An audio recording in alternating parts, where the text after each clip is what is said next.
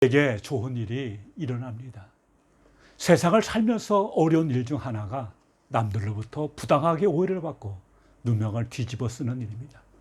실상은 그렇지 않은데 잘못 알려졌거나 누군가 잘못된 소문을 만들어내면 그것의 폐해는 엄청납니다. 오해로 인해서 빚어진 사건 사고가 얼마나 많습니까? 문제는 오해를 풀기가 쉽지 않다는 것입니다. 다행히 진실이 드러났다고 하더라도 이미 사람들 마음에 각인된 오해의 잔재를 완전히 씻어내기란 거의 불가능합니다. 이미 고정관념으로 굳어졌기 때문입니다. 초대교회 성도들이 고통과 핍박을 받은 데에는 크게 두 가지 이유가 있습니다. 하나는 정치적인 이유이며 또 하나는 오해에서 비롯된 것입니다. 정치적인 이유는 분명했습니다. 로마 제국이 강성해지자 제국을 다스리는 황제들이 자신을 신격화해서 제국의 모든 신민으로 하여금 자신을 주라 부르며 경배하라고 강요한 것입니다. 여기에는 인도네시아의 통치인념인 판차실라처럼 광대한 제국을 하나로 묶으려는 정치적 의도도 있었습니다. 특별히 계시록이 쓰여진 AD 95년경 도미티아누스 황제가 극성을 부렸습니다. 도시마다 황제 신전을 만들고는 모든 신민으로 하여금 신전에서 가이사가 신이다라고 고백하며 숭배하도록 한 것입니다. 이것을 교회가 받아들일 수 있겠습니까? 성도들은 이해를 결연히 반대했고 이로 인해서 정치적 박해가 본격화되었습니다. 당시 세상은 황제 숭배만이 아니라 온갖 우상 숭배로 가득했는데 문제는 이러한 황제 숭배나 우상 숭배에 참여하지 않고는 정상적인 사회생활이나 경제활동을 할 수 없었다는 데 있었습니다. 이것을 거부할 경우 조합이나 시장 조직에서 제명당하거나 거래를 할 수 없도록 퇴출당해서 생존 자체가 흔들리는 지경에 내몰리게 되었습니다. 이는 로마의 전 지역에서 일어나게 되는데 특별히 계시록의 수신자인 소아시아 7교회가 있던 지금의 터키 지방에서 더 극성을 부렸습니다. 저희가 지난 2월 터키에 갔을 때 에페소에서 도미티아누스의 신전을 확인할 수 있었습니다. 그런 황제 숭배 신전이 한두 개가 아니었습니다. 두 번째 이유는 당시 사람들의 기독교에 대한 오해에서 비롯됐습니다. 그 당시 그리스도인들은 어린아이를 죽여서 피를 마시는 잔혹한 자들이라는 누명을 뒤집어 썼습니다. 바로 성만찬 때문이었습니다. 성만찬의 의미를 이해하지 못하는 불신자와 이방인들이 그리스도인들을 그런 식으로 매도했던 것입니다. 또 그리스도인들은 성적으로 난잡한 집단이나 혹은 부도덕한 집단이라는 누명을 쓰기도 했습니다. 박해와 고통이 심해지니까 그리스도인들은 예배와 성도의 교제를 위해서 한밤중에 모일 수밖에 없었습니다.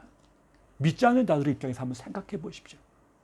한밤중에 모인 일단의 그리스도인들이 서로를 형제님, 자매님이라고 부르는 명칭으로 부르고 노래하며 웃는 모습이 좋게 보일 리가 있겠습니까? 만나는 장소도 둥굴이나 다락방 같은 곳이었으니 더 그랬을 것입니다. 이런 오해는 당시만이 아니라 제가 어렸을 때에도 교회를 연회당이라 부르며 폄하하던 사람들이 있었음을 제가 지금도 기억합니다. 또 하나의 오해는 그리스도인들이 무신론자 혹은 불신자라는 의혹의 눈초리를 산 것이었습니다. 황제 숭배나 우상 숭배가 만연한 시대에 그리스도인들은 그것을 거부하고 눈에 보이는 어떤 신이나 어떤 그 앞에 절하고 예배하지 않으니까 기독교를 모르는 일반 대중들의 눈에는 기독교인들이 무신론자 또는 불신자로 비추어져서 더 외면당하는 결과를 가져오게 된 것입니다. 참으로 아이러니한 일이 아닐 수 없습니다. 왜냐하면 이렇게 몰라서 무지해서 생길 수도 있지만 일부러 그것을 조작하고 만든 사람들도 얼마든지 있는 법입니다. 무엇보다 심각했던 것은 로마 제국과 당시 사람들의 조직적이고도 집요한 박해와 음해였습니다. 처음에는 믿음의 신실함을 지키던 성도들도 이러한 기한이 길어지고 고통이 가중되자 차츰 흔들리기 시작했습니다. 그 결과 교회 안에 상반된 두 흐름이 생기게 되었습니다. 첫째는 그럼에도 불구하고 신앙의 순전함을 지켜야 한다는 주장입니다. 이러한 시련을 우리는 그리스도를 위해서 이겨야 한다는 같은 산물이 있었습니다. 반대는 우리가 로마 황제에게 고개를 숙이거나 이방인의 우상 숭배에 참여하는 게 무슨 문제냐. 우리가 중심만 지키면 될 거 아니냐. 그것은 종교가 아니고 문화이다. 그리고 시민으로서 당연히 지켜야 할 시민의식일 뿐이다라고, 그러므로 영적으로 문제가 안 된다. 내가 살아야 교회도 살고 신앙도 사는 게 아니냐면서 현실에 타협하자는 의견으로 갈리게 된 것입니다. 이것을 교회 내에 유력한 이들이 주장하자 교회는 크게 흔들리기 시작했습니다. 실제 몇몇 교회들이 이 문제에 넘어가기 시작한 것입니다. 이런 상황을 타개하기 위해서 예수 그리스도께서 천사를 보내어 요한으로 쓰게 하신 책이 바로 요한계시록입니다. 우리가 글을 이해하기 위해서는 글의 성격을 알아야 합니다. 시와 편지와 논문은 그 글의 성격이 전혀 다릅니다. 누구도 박목월 시인의 구름에 달 가듯이 가는 나그네라는 시를 논문을 읽듯 분석해내지는 않습니다. 글마다 성격이 다르고 그 맛이 다르기 때문입니다. 그런 의미에서 요한계시록을 공부하면서 제일 먼저 물어야 할 질문이 있다면 요한계시록은 어떤 책인가일 것입니다.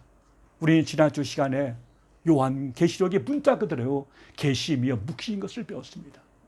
여러분, 요한계시록은 어떤 책입니까? 첫째는 묵시입니다. 계시록 1장 1절은 예수 그리스도의 계시라라는 말로 시작합니다. 여기서 계시라는 말은 묵시라는 뜻입니다. 묵시란 장막을 벗긴다 혹은 드러낸다는 뜻으로 신적인 비밀을 드러낸다는 의미입니다.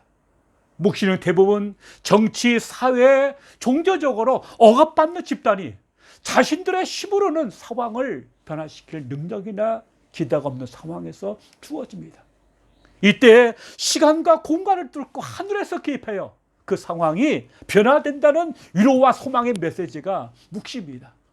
묵시는 대개의 경우 상상력을 필요로 하는 환상과 꿈과 같은 기이한 이미지를 통해서 전달됩니다. 그래서 외부의 사람들은 그 뜻을 도무지 알 수 없습니다. 지금은 전혀 다르겠지만 제가 군에 있을 때는 서신 검열이 있었습니다. 밖에 있는 사람에게 편지를 써보낼 때 하고 싶은 이야기를 그대로 쓰면은 검열에 혹 걸릴 수도 있습니다. 그럴 때는 두 사람만이 아는 표현을 쓰면 제3자는 알 수 없습니다. 일종의 암호와 같은 것이었습니다. 계시록이 그랬습니다. 현재 이 편지를 쓴 사도 요한은 반모섬에 유배되어 있는 처지였습니다. 요한은 그 상황에서 흔들리는 교회들에게 소망과 위로의 메시지를 보내야 했습니다. 믿음으로 이겨라. 하나님께서 너희와 함께 계시고 필경 로마를 망하게 할 것이다. 이렇게 쓰면 그 편지가 통과되겠습니까? 그래서 요한은 하늘과 땅의 온갖 환상을 다 통월해서 로마관에서는 도무지 알 수 없는 그림 언어인 묵시를 통해서 하늘의 메시지를 보낸 것입니다.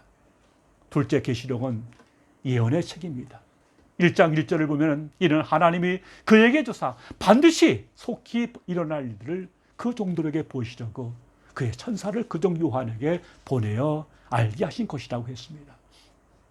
성경에서 예언이란 미래에 되어질 일을 쪽집게처럼 알려주는 것이 아닙니다. 오히려 현재의 메시지에 초점이 모아져 있습니다.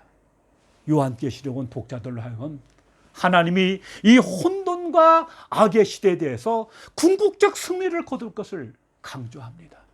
그뿐 아니라 하나님이 오늘 역사의 주관자가 되심을 강조함으로써 성도도 하려고 이 부조리하고 어두운 현실에 대항해서 싸울 것을 격려한 책입니다. 다시 말해 계시록은 우리의 시선을 먼 미래에 고정시키는 것이 아니라 교회와 성도가 어떻게 믿음으로 오늘을 살 것인가에 관심을 갖는 책입니다. 신앙이란 근본적으로 지금 여기에서의 문제이기 때문입니다. 요한계시록은 우리 앞에 들어져 있는 커튼 너머의 세계, 즉 승리와 환희로 가득 찬 세계로 우리를 초대합니다. 그래서 당장 로마의 황제와 제국이 세상을 압도하는 현실 속에서 교회로 하여금 눈에 보이는 것이 전부가 아닌 그 넘어 하나님의 영광된 세계를 보여주므로 오늘 교회로 하여금 이 시련을 믿음으로 극복하라고 격려하는 책입니다. 종말을 알면 쉽게 포기하고 무너지지 않기 때문입니다. 셋째, 계시록은 서심서입니다. 오늘 본문 4절을 보면 요한은 아시아에 있는 7교회에게 편지하노니라고 기록되어 있습니다. 계시록은 사도 요한이 당시 소아시아 7교회가 돌려가며 있는 회람 형식으로 쓴 서신서입니다. 이 말은 계시록이 미래에 대한 미래 서적이나 어떤 학술 논문으로 쓰인 것이 아니라 한 목회자가 성도들에게 보내는 사랑의 권면으로 가득한 목회 서신이라는 뜻입니다. 이러한 글의 성격을 이해하고 읽어야 우리 계시록의 진정한 맛과 의미를 체득할 수가 있습니다. 4절에서 요한은 자신이 이 편지를 쓴 사람이라는 사실을 밝힙니다. 그렇다면 요한은 왜 계시록을 썼습니까? pat모섬에 유배된 사람으로 분명히 어떤 목적이 있어서 쓰지 않았겠습니까? 먼저 4절, 5절을 읽겠습니다. 요한은 아시아에 있는 7교회에 편지하노니 이제도 계시고 전에도 계셨고 장차 오시리와 그의 보좌 앞에 있는 7영과 또 충성된 증인으로 죽은 자 가운데서 먼저 나시고 땅의 임금들의 머리가 되신 예수 그리스도로 말미암아 은혜와 평강이 너희에게 있기를 원하노라. 사도 요한은 아시아에 있는 7교회에게 편지하면서 먼저 그들에게 정중하게 인사합니다. 여기서 7교회란 계시록 2장 3장이 나오는 교회만이 아닌 모든 교회를 의미합니다. 계시록에는 7이라는 숫자가 많이 등장합니다. 7교회, 7영, 7나팔 등 이 7이라는 숫자는 성경에서 완전함과 충만함을 뜻합니다. 7은 모자람이 없는 완전한 숫자입니다. 실제로 요한이 에베소, 서마나, 버가모, 두아디라, 사데, 빌라델피아, 라오디게아 등 7개의 편지를 보냈지만 이거는 그 시대뿐 아니라 다가오는 모든 세대에 모든 교회에게 보내는 하나님의 편지입니다. 오늘 우리에게 보낸 편지라는 뜻입니다. 여기서 하나님의 중요한 이름과 함께 하나님의 성품이 속성이 소개됩니다. 여러분, 하나님은 어떤 분이십니까? 오늘 본문은 이제도 계시고 전에도 계셨고 장차 오실이라고 말하고 있습니다. 하나님은 과거, 현재, 미래에 구분이 없으신 분입니다. 이 말은 영원 전부터 계셨고 영원히 계실 하나님이라는 뜻입니다. 요한은 스스로 존재하다는 뜻을 갖고 있습니다. 즉 여호와 하나님은 과거에도 계셨고 지금도 계시고 영원히 존재하시는, 즉 계속 존재하시는 하나님이십니다. 이 말씀의 의미는 하나님께서는 결코 다른 피조물처럼 창조되신 분이 아니라 영원 전부터 계셨고 이 세상의 모든 것을 창조하신 하나님이란 뜻입니다. 근데 오늘 본문은 특이하게도 하나님을 이제도 계시고 전에도 계셨고 장차 오실 이로 소개합니다. 보통 통상적으로는 과거, 현재, 미래 순으로 소개하는 것이 통상적인데 오늘 본문에서는 달리 현재, 과거, 미래 순으로 되어 있습니다. 이는 악이 기승을 부리는 암울한 오늘 현재에서도 여전히 역사하고 주관하시는 하나님을 강조하기 위해서입니다. 이는 현재 고통받는 성도들에게 큰 위로와 소망이 됩니다. 아무리 능력이 많으시고 복을 주신다 한들 그 하나님이 오늘의 고통받는 나와 관련이 없다면 그게 무슨 위로와 소망이 되겠습니까? 지금 계시는 그 하나님께서 영원 전부터 계셨던 분이고 장차 미래에도 성도들을 지키시고 통치하실 것입니다. 또 다른 특이점은 하나님을 장차 계실 리가 아니라 장차 오실 리로 소개한다는 것입니다. 이는 하나님이 인류 구원을 위해서 역사 속으로 결정적으로 개입하실 그 종말의 때가 다가오고 있다는 것을 보여주고 있는 것입니다. 요한이 강조하는 것이 무엇입니까? 우리의 눈에는 악한 세력이 모든 것을 지배하는 것처럼 보이지만 온 세상은 하나님의 통치 아래에 있고 하나님의 통치는 단 한순간도 정지된 적이 없다는 것입니다. 하나님은 예전부터 이 세상을 통치해 오셨고 지금도 그렇게 하고 계시며 앞으로도 그렇게 하실 것이라는 것입니다. 이어서 요한은 성령의 이름으로 인사를 합니다. 요한은 성령을 그의 보좌 앞에 있는 일곱 영이라고 했습니다. 왜 요한은 성령님을 그의 보좌 앞에 있는 일곱 영이라고 표현했을까요? 이는 성령께서 하시는 감찰하시고 밝히시는 능력 때문입니다. 성령께서는 세상의 일을 완전하게 그리고 충분히 살피고 아시기에 일곱 영으로 소개되었습니다. 또한 계시록에서 성령님은 일곱 영으로 표현되면서 교회를 위로하고 경고하시는 분이십니다. 그래서 2장 3장에서 교회에 주신 메시지 끝에 성령이 교회들에게 하신 말씀을 들을지라는 말씀을 후렴처럼 반복하고 계십니다. 또한 사도 요한은 예수님께 대하여 충성된 증인으로 죽은 자들 가운데서 먼저 나시고 땅의 임금들의 머리가 되신 예수 그리스도라고 소개합니다. 삼중적입니다. 먼저 예수 그리스도는 충성된 증인입니다. 이런 예수께서 진리 자체이신 분으로 우리에게 하나님의 진리를 가르쳐 주신 것을 의미합니다. 또한 그가 충성된 증인이라는 것은 죽음의 위협 앞에서도 악의 세력들의 반대하는 증언을 끝까지 지켜냈기 때문입니다. 만일 예수님께서 이 세상에서 자신의 행복을 추구하고 자신이 당할 고통을 두려워하거나 피해라 했다면 우리 인간 중에서 구원받을 사람은 단 한 사람도 없었을 것입니다. 그러나 예수님은 충성된 증인이셨습니다. 예수님은 하나님이 자신에게 맡기신 진리를 끝까지 믿었고 그 말씀을 전했고 그 말씀대로 죽으셨습니다. 그랬더니 예수님은 죽으면서 다시 살아나시게 되었습니다. 그래서 모든 신실한 그리스도인들은 어떤 일이 있어도 진리를 양보하지 않았습니다. 헬라어로 마르투스라는 말은 증인이라는 뜻인데 여기에서 마르터르 즉 순교자라는 단어가 파생되었습니다. 그 이유는 예수의 사도들이 증언하다가 모두 순교했기 때문입니다.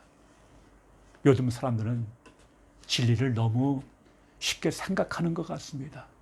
사람들은 자기 자신의 입장과 신학을 바꾸는 것을 너무 쉽게 생각합니다. 그러나 그리스도의 종들은 진리를 자기의 생명으로 생각해야 합니다.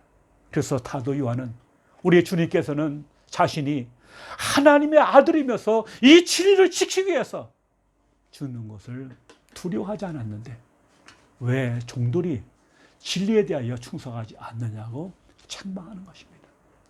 원래 그리스도인들은 죽음을 두려워하지 않는 사람들이었습니다. 우리 주님이 진리를 믿고 전하시고 또 죽으셨기 때문입니다. 진리로 인하여 당하는 고통과 어려움은 절대 헛되지 않습니다. 그래서 초대교회 성도들은 주님을 위해서 순교의 기회가 왔을 때 피하지 않았습니다. 주님은 영원한 생명과 영광을 위하여 한순간에 죽음의 고통을 참으셨습니다. 주님은 이 세상에서 가장 고통스럽고 비참하게 죽으셨지만 그는 부활하셔서 모든 임금들의 머리가 되셨습니다. 사도 요한은 진리를 위해서 핍박받고 있는 교회를 향해서 은혜와 평강이 있을 길을 원한다라고 인사하고 있습니다. 그런데 어떻게 로마에게 미움을 받고 있고 신앙 때문에 온갖 오해와 조롱 속에서 고통당하고 있는 그리스도인들에게 은혜와 평강이 있을 수 있겠습니까? 만약 하나님의 진정 교회에 은혜와 평강을 주시려면 황제를 바꾸든지 그들의 정책을 바꾸셔야 할 것 같은데 이러한 적대적인 세상에서 어떻게 은혜와 평강을 누릴 수 있겠습니까? 방법은 하나, 눈을 들어 주님을 바라보는 것입니다. 그러므로 오늘 본문은 우리의 시선을 예수님께 집중하게 합니다. 괴로울 때 주님의 얼굴을 바라보아야 합니다. 이 땅의 왕이나 권세자들이 아닌 만왕의 왕 주님을 바라봐야 합니다. 그래서 유한을 얻고 다시 힘을 얻을 수 있습니다. 예수 그리스도께서 십자가에서 내가 다 이뤘다 하신 말씀을 기억하십시오. 그리고 그분께서 나를 위해서 행하신 일들을 기억하십시오. 오늘 본문 5절과 6절은 예수 그리스도께서 우리를 사랑하사 그의 피로 우리를 죄에서 해방하시고 그의 아버지 하나님을 위하여 우리를 나라와 제사장으로 삼으셨다고 말하고 있습니다. 원래 나라와 제사장은 출애굽기 19장에서 하나님이 이스라엘 백성에게 주셨던 언약이었습니다.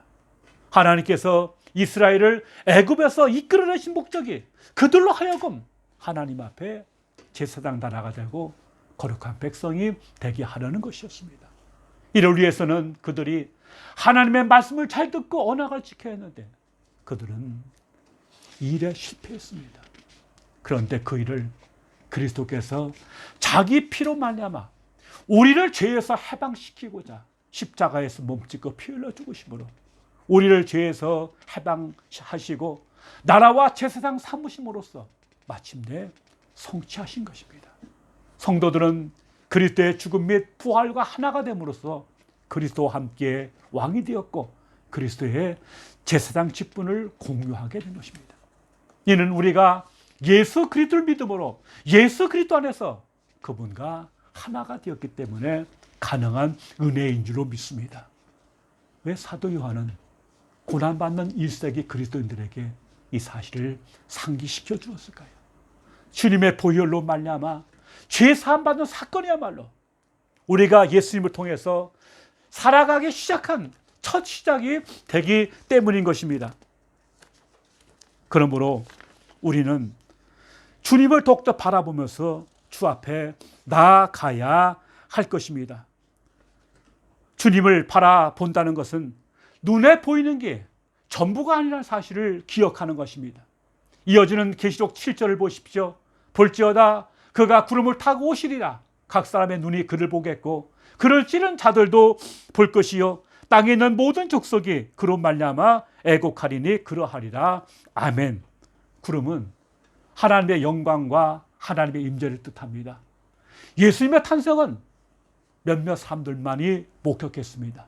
그러나 주께서 다시 오실 때는 누구나 주님을 보게 될 것입니다. 그럼으로써 땅에 있는 모든 족속이 그로 말미암아 애곡하게 될 것입니다.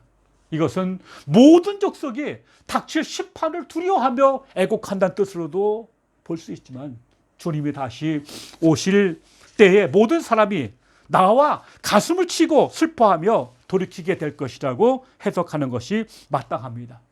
주 하나님이 이르시되 나는 알파와 오메가라 이제도 있고 전에도 있었고 장차 올 자요 전능한 자라 하시더라. 8절의 말씀입니다. 알파와 오메가는 헬라어 첫 자와 마지막 자입니다. 영어 알파벳의 A와 Z인 것입니다. 하나님은 시작이자 끝이라는 뜻입니다. 따라서 하나님이 역사의 시작과 끝이라는 진술은 역사 과정 전체에 대한 하나님의 임재와 모든 사건에 대한 하나님의 통치를 강조하는 말입니다. 하나님의 주권적인 통치는 하나님을 이제도 있고 전에도 있었고 장차 올 자로 지칭하는 것으로 강조되고 이 말은 하나님이 전능한 자라는 뜻입니다. 여러분 이것을 믿으십니까? 하나님을 믿는 것은 이것을 아는 데서부터 시작됩니다. 하나님을 아는 것은 믿음에서 비롯됩니다. 왜 계시의 말씀을 마음에 담아야 합니까? 왜 예언의 말씀을 우리 마음에 새겨야 합니까? 우리가 가야 할 길이 순탄하지만은 않기 때문입니다. 세상이 온갖 노해와 억측으로 우리 믿는 성도들을 비방하고 공격하기 때문입니다. 이제도 계시고 전에도 계셨고 장차 오실 전능하신 하나님이 우리의 과거와 현재와 미래를 다스리신다는 사실을 믿으십시오. 사도 요한이 보았던 놀라운 환상과 계시를 믿음으로 이 시대에 닥쳐오는 유혹과 핍박을 넉넉히 이길 힘을 얻을 수 있습니다. 하나님은 모자람이 없이 넉넉히 이기시게 하시는 분이심을 우리가 믿기 때문인 것입니다. 끝을 알면 견디기가 어렵지 않습니다. 결과를 알면 마음을 졸이지 않아도 됩니다. 믿음 덕분에 모든 걸 견디고 이 바른 지식 덕분에 우리는 끝까지 갈 수 있습니다. 문제는 관점, 어떤 시각으로 자신과 세상을 바라보느냐 하는 것입니다. 계시록은 우리로 하여금 하나님의 관점으로 세상을 보라고 주신 말씀입니다. 눈에 보이는 게 전부가 아닙니다. 그래서 바울은 고린도후서 5장 7절에서 우리가 믿음으로 행하고 보는 것으로 행하지 아니한다고 고백했습니다. 여러분 특히 코로나19로 인해서 많이 힘드시죠? 지금 어떤 상황에 계시든 믿음으로 이기십시오. 이기는 자에게 주께서 하늘의 상을 주십니다. 하나님께서 우리로 이기게 하십니다. 모든 것이 하나님의 뜻대로 될 것이기 때문입니다. 기도하겠습니다. 아버지 하나님, 여러 가지 환난과 어려움과 재앙과 질병과 사건 등을 통해서 참 오늘 쉬다가 쉽지 않은 것을 우리가 피부로 느끼고 있습니다. 때로 믿음이 흔들리고 갈등할 때도 있음을 압니다.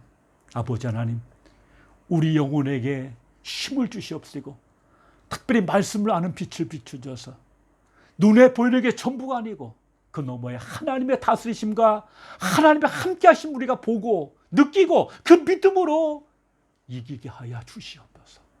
그래서 이기는 자가 되어서 하늘의 상급을 누리게 하시고 영혼이 잘되고 범사가 잘되고 강건한 삶을 살아가게 하옵소서.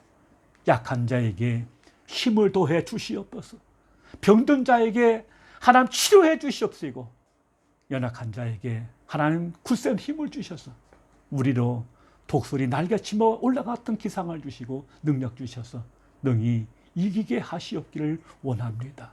그래서 영혼이 잘됨같이 범사가 잘되고 강건케 하시고 날마다 때마다 그리스도의 생명의 풍성한 가운데 승리하며 살아가는 우리 모두가 되게 하시고 날마다 주께 힘을 얻어 우리 마음속에 시온의 대로가 열리는 참으로 복된 자들이 되게 하여 주시옵소서. 예수님 이름으로 기도하옵나이다. 아멘.